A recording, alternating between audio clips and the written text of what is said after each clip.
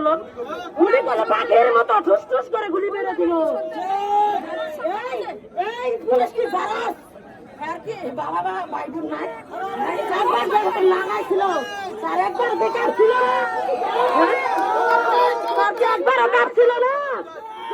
এই মাটার কি অবস্থা হইল? একটা ছেলে বাচ্চাকে প্রায় শেষ, এই পরিবারটার কি অবস্থা হইল? তারা কিসের আইনের রক্ষক? তারা কিসের আইনের রক্ষক? আমরা মায়েরা জানতে চাই আমাদের বুক কেন খালি করা হবে? আপনার যখন ভাই মারছে, আপনার যখন বোন মারা গেছে, আপনার যখন বাবা মারা গেছে, আপনার যখন মা মারা গেছে, প্রধানমন্ত্রী শেখ হাসিনা, আপনার কেমন লাগছে? আপনি কোথায় ছিলেন? আপনার কেমন লাগছিল? আবু সাইদের মার কেমন লাগে? একবার ভেবে দেখেন আবু সাইদের মার অবস্থা কি হয়েছে? একবার সেই জায়গায় গিয়ে দেখেছেন? আমরা আমাদের সন্তানদের বের করে দিচ্ছি, যদি কোথা দিতে হয় আমাদের সন্তানদের দিতে হবে।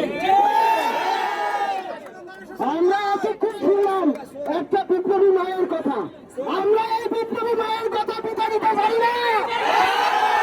আমরা আছি এই মায়ের সাথে, তুমি আমার সাথে।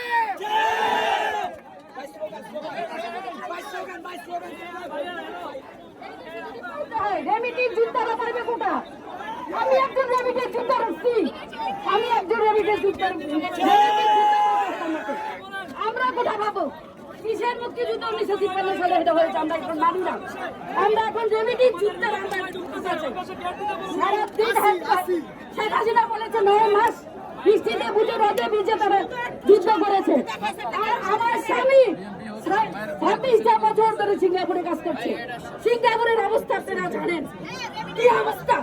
আপনারা যদি বাংলাদেশে দিতে হয়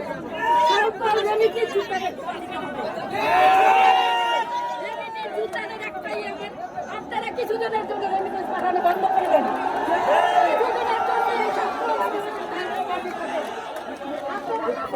দলে দলে ভাইয়েরা আমাদের সামনে অংশগ্রহণ করতেছে। ভাই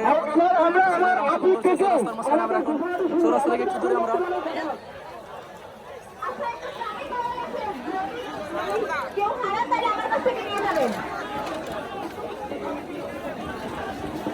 ছাত্রলীগের প্রস্তাব হবে, ছাত্রলীগের প্রস্তাব